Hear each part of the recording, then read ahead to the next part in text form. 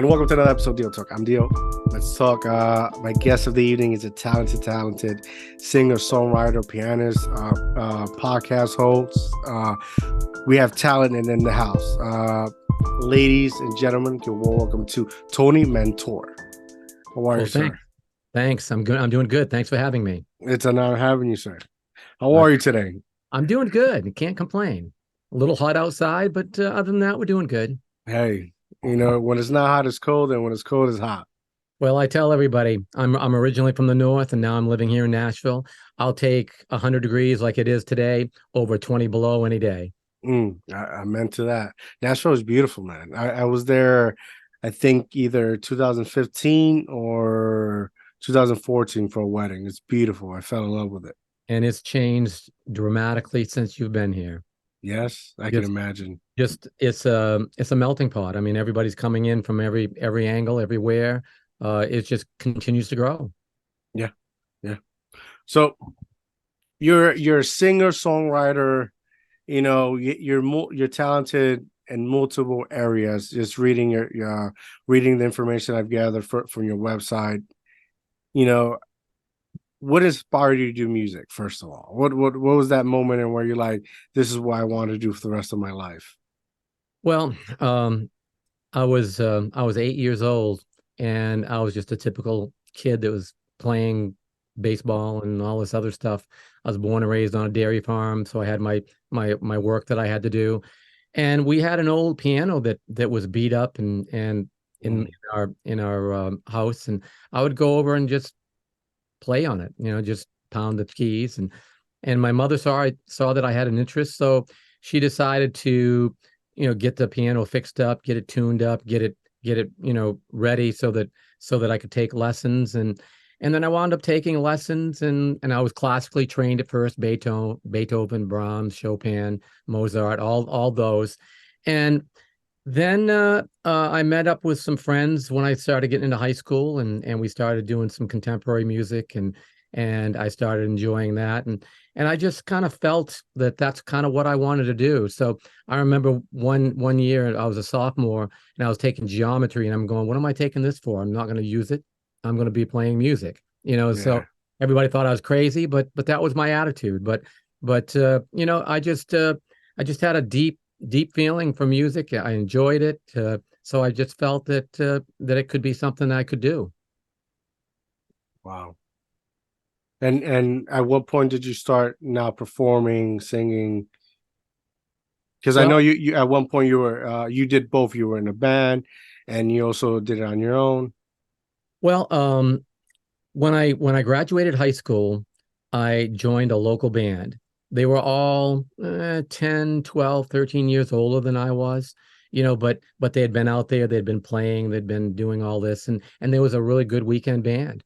So I joined them, and within about a year, I was pretty much doing most of all the lead singing, and I just started really enjoying performing and the people coming in and liking what we was doing. And then I decided that you know, I was going to record a few songs and just kind of see where it could go, because I come from a little town in Maine called Madison, and it was a little mill town, you know, 5,000 people, very rural. And when you told people that you wanted to do something that wasn't in the mill or 9 to 5 Monday through Friday job, or working for the power company, or one of those, you know, typical lifetime jobs that people will get, you know, everybody would think you're crazy. So everybody kind of thought that I had a pipe dream. They didn't think that I could do it, and the reason why they didn't think I could do it, because it's not a typical job in that area. It's not like you come to Nashville and tell people you want to be a star. You know, they might shake their head and look at you, but they're going to say, well, you're in Nashville. It's around. It's possibility. Yeah. Little town of Madison, it wasn't. So it was one of those things that I just had to take and filter out and work out and keep working on and develop and see where it went. Well, I resonate with your story so much, because I grew up in this little town, and it's not even a town; it's a barrio. Like, okay. It's like, you know, I grew up in Puerto Rico, so like everywhere you go, you got to drive. It's like Florida, right? And much like Tennessee, if you're not in the the city activity places area, right? Right. And it was a lot of poverty back then. It was known for like where they used to get out the salt. Right. So once that stopped, years passed. There's really any work. You got to go far. Right. Typical jobs. If you own land, you became a farmer, a Right. truck driver, right? Sure. Worked in construction a lot, but it Right. was a struggle. Yeah. And you know, there wasn't really anybody following their dreams. Like that phrase, believe in yourself, Right. it wasn't like it didn't exist, you I know? know. I know. I um I'm always posting on my Facebook, never give up on your dreams, Mm, keep on working. I think last week I put up a statement saying, hey, the caterpillar thought his life was over, then all of a sudden he started flying. You know, mm, you've got to believe in yourself, but you got to be realistic in your beliefs too. You can't just go out there and say, throw caution to the wind and go, oh, I think I'm going to be a star tomorrow, because that's not the way it works. But like anything else, the music is a business. mm, So if you go into a farm, or you go into any type of business, you've got to nurture it and build it and grow and watch your finances, and hopefully in a period of time it'll grow into something that's a little better, and you just keep evolving. Same thing with music. It's a business. You've got to invest in yourself, whether you're investing money or time or both, recording, learning the craft. There's just so much that you have to learn. And it's that way in music, it's that way in if anybody wants to be an actor, an actress, theater, yeah. anything that's entertainment, you got to develop it and build it and grow it and evolve. And it's just not one of those things that you just walk into and you're the CEO. So I told people, they said, well, what do you think you're doing? That's a pipe dream. And I would tell them, it's like, if I told you I wanted to be CEO of Central Maine Power, what would you say to me? They would say, well, it's going to take you time to do that. You got to go in and you got to get a job and work the line and then go up. And I do the same thing with music. You got to start out at the bottom and work your way up. The only thing is, it's just a little bit more, it's not, there's no guarantee, but there's no guarantee in anything. So Yeah. like when I moved, everybody said to me, they said, well, what are you going to do if it doesn't work out? I said, well, one of two things. I'll stay down here and find a job that I like and build up and grow, or I'll move back and find a job that I like and build up and grow. I said, there is no end here. You just got to do what you feel and see where it goes. Because the worst feeling, and this is another thing I put out on Facebook just the other day, people think that if you go out there and you fail, that's the worst thing that can happen. It's not. The worst thing that happened is if you're sitting on your porch and you're 80 years old, wondering what would have happened if you had tried. Mm.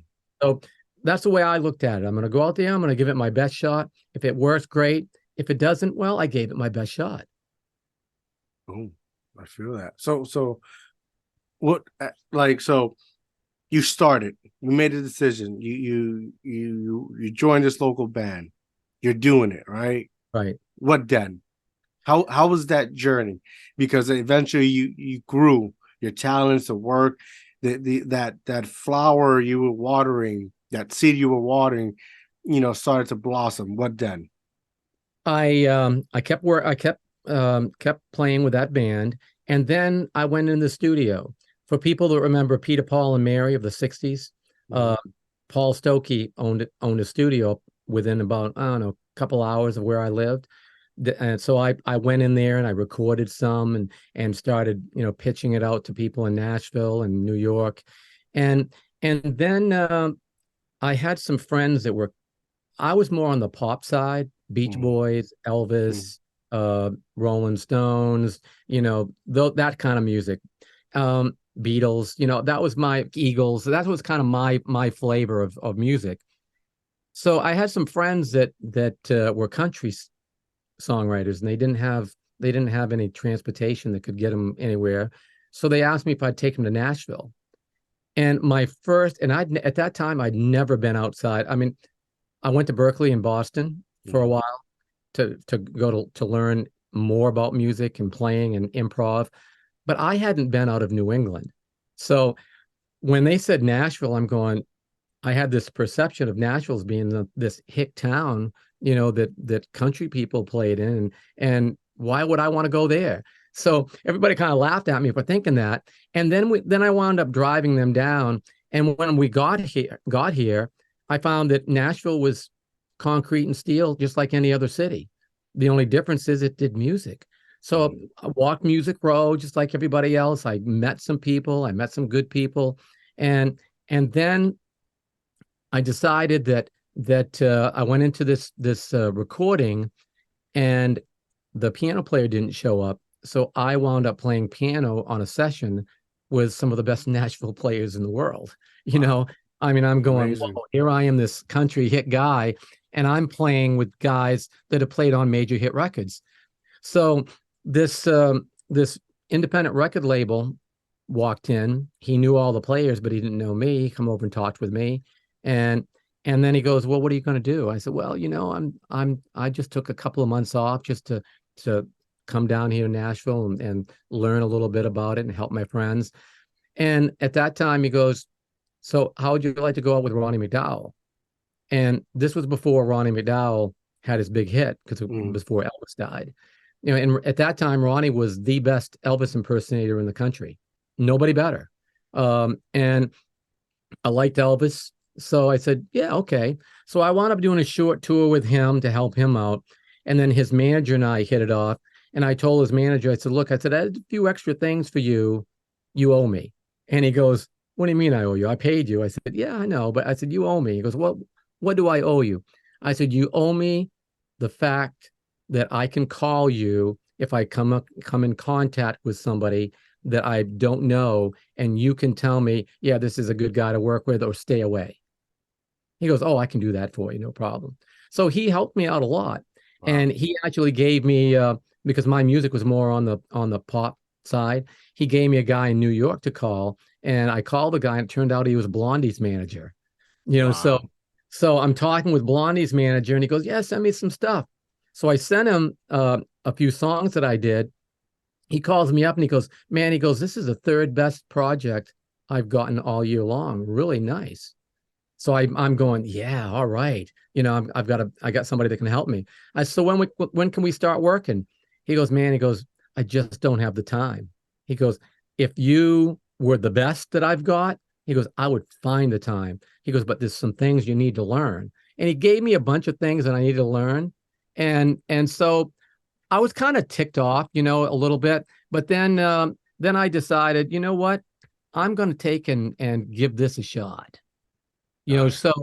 So I did what he said, and I learned and I grew, and started developing it from there. So that's kind of how I wound my way up into Nashville. Wow, how much influence that working in Nashville help you to move further, because later on you became a producer and writing songs for other artists as well.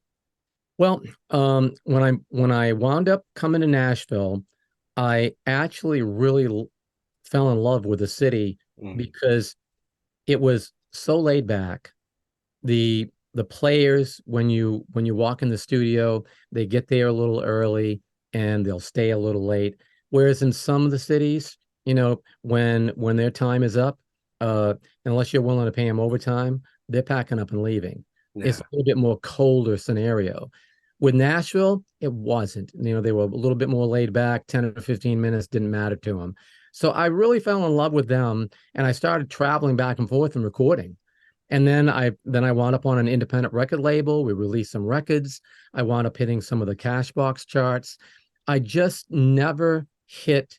And I might have, if I'd stayed at it, I might have hit that point of where I could get into the top 40 and top 30 and maybe gotten a label. But I had one label that turned me down because I sounded too much like Mike Love of the Beach Boys. And then I had another label that wanted to sign me, but it happened right in the mid 80s when we had a recession, and they laid off the whole floor of the record label. And of course, that floor had the person that was going to sign me. So I just kept doing my thing and kept recording, releasing records. And then finally, I wound up working with Bob Millsap and Gary Paxton. And Gary Paxton was the lead singer of the Argyles, Alley Oop, and all those big hits of the 60s. He had done a lot of major stuff. Bob Millsap had worked with a lot of major stars, and he published the song "You Needed Me" that Anne Murray made a big hit. And they were producing me and mentoring me. And then finally one day, Bob said to me, he says, why don't you get off the road, stop having the late nights, stop chasing that record label. We're getting ready to retire. Come down here and do what we do. You know a great song, you know the musicians, you know how to put it together. Start building your own future. So I had to really do some soul searching. And the reason why I chose to do it is I was in the studio one time with Gary, and one of the session players came up to him and said, "Man, Gary, I saw your son yesterday when I was out and about." And he looked at him and he goes, "Oh, I didn't realize he was in town. I'll have to give him a call." And I realized at that point that because Gary had been on the road so much, and he didn't really get to know his son growing up. He missed a lot of the formative years. So I'm going, and I had two young sons at the time, and I'm going, that is not going to be me. So that's kind of what led me to make my decision to make the move to Nashville and get into production and development. Got it. And how's that? How's that been for you? Because Well, you must have worked with enormous artists. Like, what is that experience? Because it's totally different than what you were doing before. it is. I was before I was on the stage in front of the people, and now I'm behind the stage, behind the scenes, working with the singers. So how it changed is I started treating these singers that I would work with like I wanted to be treated when I was a singer. So I knew some of the little things that they needed that I didn't get, at different times. And I started working on them to develop them so they would have the knowledge and the ways of understanding the business. So I kind of gave them a lot of information that they could use so they could grow. And it developed to where I wound up turning my production company into a record label, and I started releasing some singers to radio, and now I've had songs that I've produced in adult contemporary pop, in pop radio, country, jazz, R&B. I've hit a lot of those different styles. I've worked with some of the major country artists. I've worked with sons and daughters of country artists. I've worked with sons of legendary soul singers, and I'm working with a singer of a if everybody remembers Happy Days, Ralph Malph, Donnie Most. He's a great jazz singer, kind of like a Frank Sinatra, Bobby Darin. I produced him, and we've got him out at radio, couple singles, and now we're just getting ready to release him in the UK. So the production and all that is worked out really well. And I mean, the biggest I guess one of the biggest things that happened that I sat back and kind of had to pinch myself and go, man, is this real? Is I was working with Jackie Wilson's son, Bobby, and I had some legends that I had grown up listening to call me and say, I really like what you're doing with Jackie's son. We got to figure out a way that we can work together. And I'm going, so I'm getting Motown people calling me that I grew up listening to, going, man, so yeah, it's worked out really well. I've been very fortunate. Yeah, you won awards. Not sure, were you nominated or did you win a Grammy? No, I was. I've been on the ballot several times. I haven't ever got to that point of getting it, and it's one of those things that if I get one, that's fine. If I don't, that's fine. I mean, the history you're able to create for yourself, it speaks for itself. Awards would never, how do I say it? Awards would never like replace those amazing moments you've had working with such amazing people. Yeah, I mean, it's like every day, just about. Yeah, Facebook has the memories that pop up, Yeah. and every day I'll have something pop up and say, "Oh man, I forgot about that." And it's with you know, one happened the other day, and there's a NFL running back, Cedric Smith, Yeah. with the Redskins and with the Vikings and the Cardinals. A lot of people don't know it, but he's a great singer-songwriter. Man, he's got some chops. And I wound up recording some stuff for him so that he could have some stuff to work with. So that popped up. I mean, I've worked with people in the NBA, the NFL, uh, you know, baseball. The only ones that I haven't really worked with so far is the NHL. But I'm sure that'll come along. But it's totally amazing. I mean, I sit back and look at these people that will reach out to me, and I'm going, man, it's like wow, I'm very fortunate. I mean, I think all right, was that changed because of that, and that you had a pinnacle moment that you had to make a choice on where do I continue on the road doing my thing or like shift a Yeah, whole new life because it's a change you're going through. Like, it are is. you like does it make you feel satisfied because just looking at your plaques and hearing your story, like, man, you've had a hell of a life Yeah. doing what you love. Yes. Yes. I have. I mean, there is no doubt. I mean,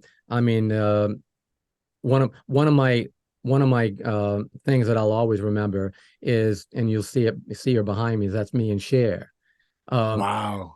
I was working with an artist, and we were doing shows for the Pentagon, retiring generals, Hmm. and worked with the Fisher House and different entities up there in D.C. So one day we were up there visiting the Fisher House, and a doctor came in and said, "How'd you like to do a tour of the Walter Reed?" So I said, "Oh man, I'd love it." Because we was trying to help the vets and all that. So I got a chance to go in with my artist, and we met different veterans, and I mean, that is when you walk into the Walter Reed and you see the veterans there. I mean, you will walk out with two things. You'll walk out being very, very glad that you've got people like them that fight for our freedom. And Yes. second, you will appreciate the fact of what they went through. I mean, pretty much everybody I saw in Walter Reed was missing a limb or two, whether it be a leg or an arm or whatever. And their attitudes were just so fantastic. It's like, well, thanks for coming to visit us. No, thank you for doing what you do. Yeah. And so that day, there was me and my artist on one floor, the New York Yankees on another floor, and Cher on another floor. Wow. So, and the cool part is because I'm from New England, so I love Boston, right? The Red Sox. So there was a guy in there, a vet, and he was running around trying to find the Yankees because he had a Boston Red Sox shirt on. Gotta find him. I gotta find him. And I'll always remember that because he was really wanting to get him. And so then we went back to the Fisher House, and then Cher popped in, and talked to the Wow. mothers and that were there. And I got a chance to meet and talk with her, and she was and one of the things that I'm always hesitant about is when you meet a superstar and that you've kind of liked for the most of your life, Hmm. you walk away with one or two feelings. You either love them or you hate them, because when you find out what they're truly like, are Hmm. they really what your perception was of them? Yes. Yes. And Cher was everything I expected her to be. I mean, she was they would say something, she go, "Well, that really sucks." I'm going, "Yeah, I like that." Yeah, I've been very fortunate to be around a lot of people, meet a lot of great people, do shows with great people. And it's just something I'll remember the rest of my life, no matter what happens. That's awesome. That's awesome. So what inspired you to start because you have an amazing podcast regarding autism. Well, it was interesting in the pandemic, because my management and my bookings and everything that I had working for my artist just completely shut down. So Wow. we had nothing to do. And I had always told friends of mine that, when I get a chance, I'm going to take and go back to my artist roots and record an album just for the fun of it. So one of my friends called me up. He goes, seems so I remember you saying that you was going to take and do an album for the fun of it. Now's a good time. And I'm going, yeah, you're probably right. So I started looking at doing that and started looking for songs. And then it was like, I think April, this song comes across my desk, and it was from a writer that I had produced a song that he and a co-writer had written on an artist that I was producing 4 or 5 years prior. And he goes, man, I think this is one of my best songs. And it was called Why Not Me? And when I heard it and I listened to the lyrics, I'm going, this is me. This is everything that I promote on my social media. Never give up on your dreams. The mountain's not high. You can just keep doing it. So I told him, I said, man, I think I want to do this song because it's what I feel. So I recorded it. And then my promoters in New York, Nashville, LA, London, they said, man, we want to hear what you're working on. So I just finished that song. So I sent it to them. And they all called me back and they said, man, you got to release this song. I said, you are out of your mind. I'm not going to go back on the road. I'm not going to get back out there performing again. I'm just doing this for the fun, for my enjoyment, something that I can give to my friends, my family, my kids, grandkids, and then a few people want to buy it, fine. If they don't, that's fine too. Is this the album you have on your website right now? Yeah. Why Not Me? So they talked me into doing it. And I said, well, if I'm going to record it, if I'm going to release it, I got to do something to pay tribute. So a few years earlier than I had done a project for a family that had lost their she had lost her husband in the line of duty. He was a corporal, and so I did a project. He was a songwriter, and his brother sang songs. So I got his brother to come down, and we picked some songs that he had written, and we cut them. And then we took and made up CDs, and we sold them. We gave all the money to the wife. So I felt that maybe it's time to do. And I added in my song, I added the steel in it to give it a little texture like the Eagles. Mm-hmm. But everybody thought that because I added steel in it, that it was country. So I'm going, man, this is a pop song with just a little steel for texture like the Eagles. But everybody thought it was country. I said, if you want to call it country, call it whatever you want. So we released it, and then I decided to do a video. So I did a video called Why Not Me? And in it, I paid tribute to all our first responders. So as soon as I told people that I was going to do this, I started getting pictures and short video clips from first responders all over the country. So I put it all together. I put it out there, and it went for, I don't know, 4, 5, 6 months. And then it started dying down like any project will. And I thought that was the end of it. And then this lady calls me up, and turns out she's a speech therapist for autistic children. Wow. So she asked me, she goes, I really love what you did with that song. Could you do that for us? And I'm going, I don't know, and she goes, well, we're a charity, and we'd like to take and work with you. And if you're willing to give some of the receipts and all that. And I said, I don't think it will work, because number one, charities don't understand what it takes to promote a record. They don't understand that what you got to do on social media to build it, to get sales. So I felt that it would fail because of that, because their expectations would be more than what reality would give. Mm-hmm. So that, plus I didn't know anything about autism. And I told him, I said, I know nothing about autism. So as it turns out, I just said, let me re-record the song in a more adult contemporary pop version, and let me create a video, and we'll call it Why Not Me Nashville to start out. And I got a lot of Nashville autistic people and a few special needs in there to just kind of showcase that there's a community there that may need some help. Yes. Well, it's just started blowing up. I mean, it's started, it's got like almost 250,000 views on it now. People started, just saying, what else are you going to do? And I'm going, I don't know if I can do anything else. And then I decided that maybe I can do a podcast, because I'd looked at a lot of podcasts out there, and I put myself in the position of the new family that just finds out that they have an autistic child. And at that point, most families don't know anything about autism. They don't know where to go. They don't know the terms. They don't know what ABA therapy is. They don't know anything. And I started listening to all these podcasts, and it was so much over my head, I couldn't understand it. And I'm going, if I can't understand it, how is a new couple going to understand it? So there was two things I did. One is I saw that Autism Month is in April is Autism Awareness and Acceptance. Yeah. I felt it was missing a word. So I created my slogan, and it's why not me? It's why not me, the world, because I'm talking with people all over the world. But my slogan is Autism Awareness, Acceptance, and Understanding. Because I truly believe that you can accept something because you are aware of it. But just because you're aware of it and accept it doesn't mean you understand it.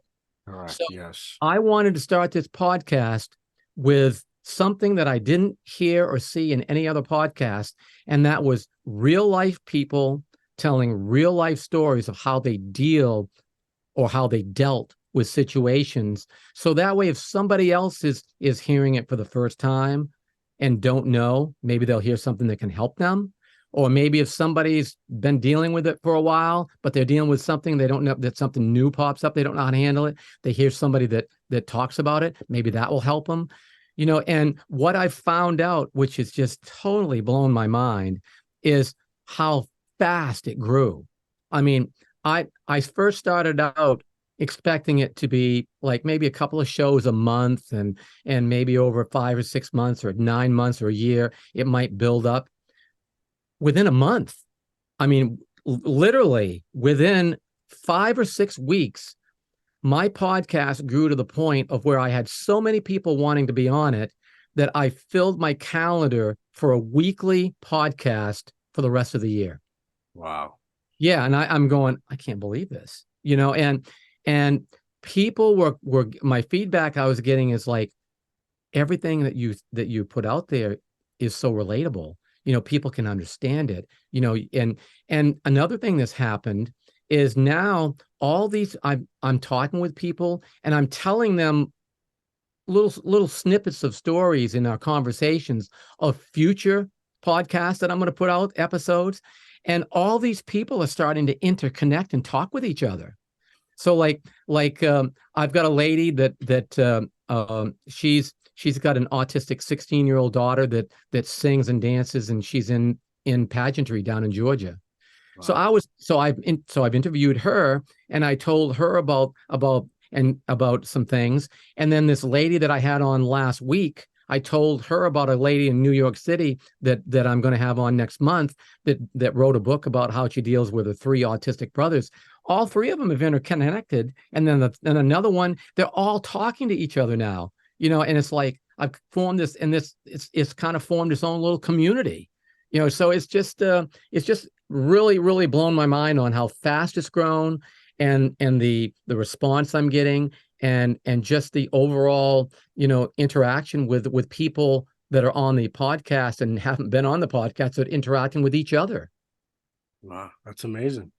Yeah, I mean, I'm totally amazed. That's amazing. Man, I'm glad, because here, like my experience has been like, I feel like it's a nightmare. Yeah. Trying to find that community and trying to find that support. Like one of the main things that basically inspired me to start doing the podcast was to create some type of credibility and influence so that I can shed a light on autism. Sure. And get more resources. And it's been, it doesn't help that I'm kind of a butthead sometimes. I speak rawly. I'm a rough around the edges, right? Unfiltered, as they call it. Yeah, I'm very. I do my best. That doesn't help, but sometimes you need somebody to say how it is. Well, you're passionate. Yeah. I mean, and Yeah. that's key is passion. It's the one thing that I found in talking with everybody is their passion that they have for their children. It's like they will do anything for their children. And sometimes that creates families to butt heads, and it creates a high divorce rate, and it creates all these issues. But the one common thread is they want what's best for the kids. Yeah. And when you've got social services and all these things that cut it off at 21 when they need to go farther than that, there's Yeah. just so many restrictions, and each state is so differently organized that it does make it tough. And the passion that parents have for their children, I mean, is one that we're going to try and do our best to take care of our children. They got to find a way. I know for me, and I guess I think my wife would agree. I think for us, it's like the fear and the sense of desperation Sure.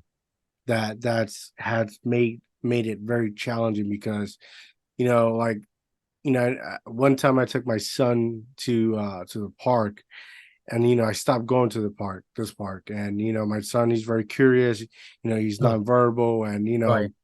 you see these kids, they have juice and potato chips and just Right. snacks, and my son just goes and like, oh my god, it goes and picks one, and I'm Right. like, I go stop and I'm sorry, and as I'm walking away, a parent yells at me, is like, you need to put your son on a leash, Yeah. Yeah. and I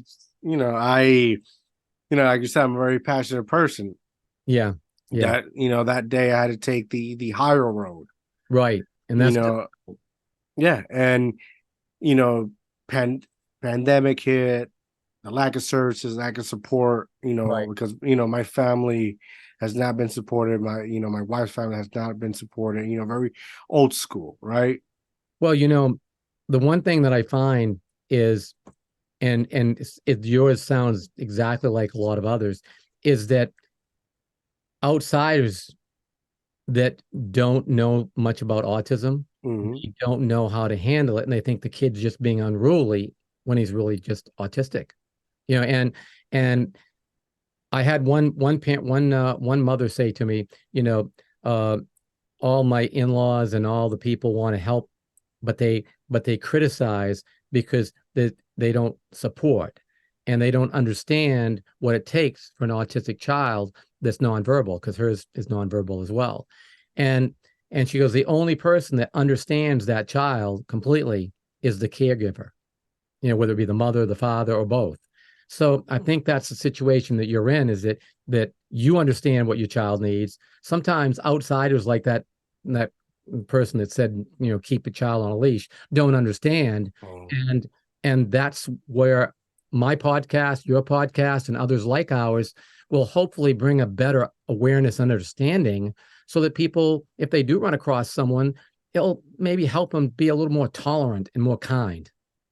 yeah, yeah, I agree. The best, like, it's like I had my last episode with the gentleman Victor. I knew this. You have to be, if you like, it's like I say, if like my son can't speak, you have to speak for him. Yeah. You have to share the knowledge, because there's a lot of people that I think that are probably autistic, but were never aware of it. Do not know of it. You know, Yes. and unless you're in that culture or community, Right. or surrounded by individuals like yourself, you probably would never know. Well, not my September 6th episode is a must listen. You know, Mm. um, I've got Dr. Rachel Mosley of London, England on it, and and because September is Suicide Prevention Month, Yes. and what a lot of people don't realize is that 1 in 4 autistic children are females. The number is probably higher than that, but because females hide it and mask it so well, because they're trying to fit in, and they can't mask. Guys don't have that problem, females do. And what it happens is it creates a situation of where they'll try and fit in, and the more they try, the more depressed they get, and the more suicidal they become. There's a high rate of suicide among teenage female autistic people, and a lot of people don't realize that. And we're addressing that because that's one of the things that I think needs to be out there. I think we need to talk about everything that we can talk about for autistic people, because people need to understand, and the more that we can get out there, the more information we can get out there, the more we can help not the autistic people so much, but the people that don't understand the autistic people, because there's a lot of highly intelligent autistic people out there that they're just a little different. That's all. Their brains wired a little bit different, but they're fantastic people. Yes. Matter of fact, a lot of people wouldn't be talking today on their cell phones if it wasn't for an autistic guy that had an idea, and that's, iPhone. You can go back and you can find so many people that are autistic that have created the things that changed our life. So I think people need a better understanding of this. And hopefully, if we can get a better understanding to those people, we can get a little more kindness in the world. And then maybe we can figure out a way to get along a little better. I totally agree. I totally agree. And thank you for supporting, those who need help and doing your part. Well, everybody asks me why I picked autism, and I tell them point blank, I did not pick autism. Well, autism picked me, and I don't have anybody that's autistic in my family. I never knew anything about autism up until I started doing some of this stuff. And now what my knowledge of autism is the very, very little tip of an iceberg. I don't know that much, but what I do know is what people go through, the challenges they have, the stories they tell me, and how hopefully these stories, if other people can hear them, can help everybody that hears it, that needs the help. I'm into that. Tony, it's been an honor speaking to you, sir. I appreciate it. Thank you. Thank you so much. Thank you so much. And I send you so much respect for everything you're doing, for just, taking a chance on yourself. That's something to be admirable. And a lot of people do not do what you did.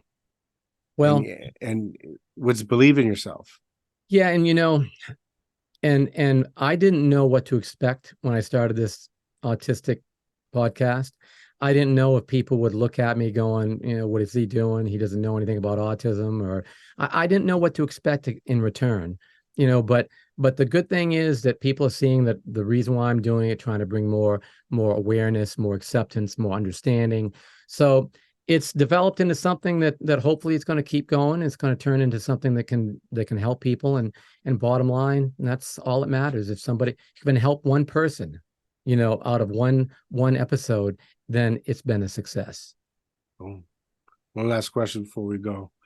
If you had one piece of advice to give somebody who's trying to, take a chance on himself, and he keeps incurring difficult days, what would you tell them? I would tell them to, number one, always find a way to get past anything that's bothered them today, because tomorrow they get up with a new mindset.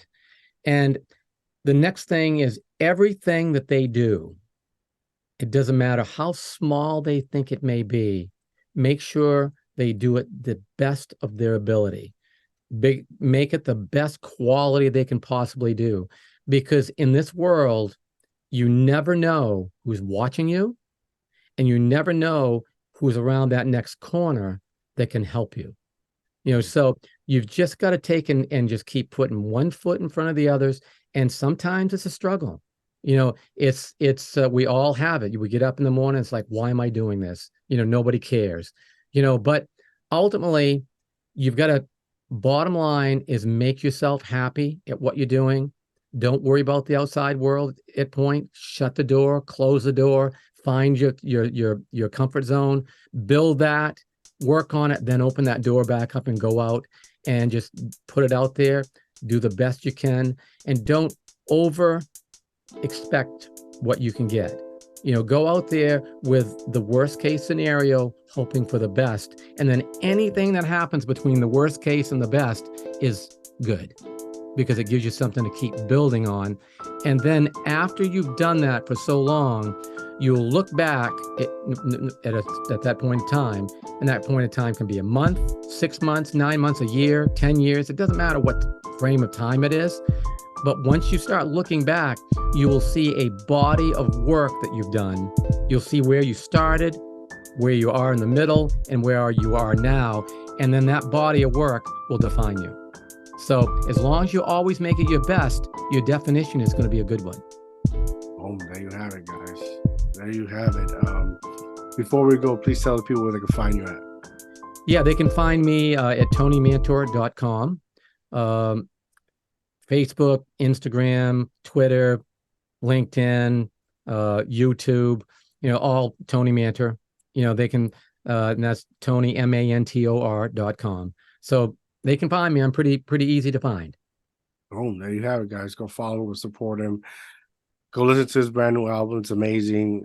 Check out his podcast. What's the name of your record label? Plateau Music. Boom. There you have it, you guys. Make sure to like and subscribe my YouTube channel, DIOTALK TV. Go follow me on Instagram, Mr.Dreams510. I'm out, guys. Have a good night.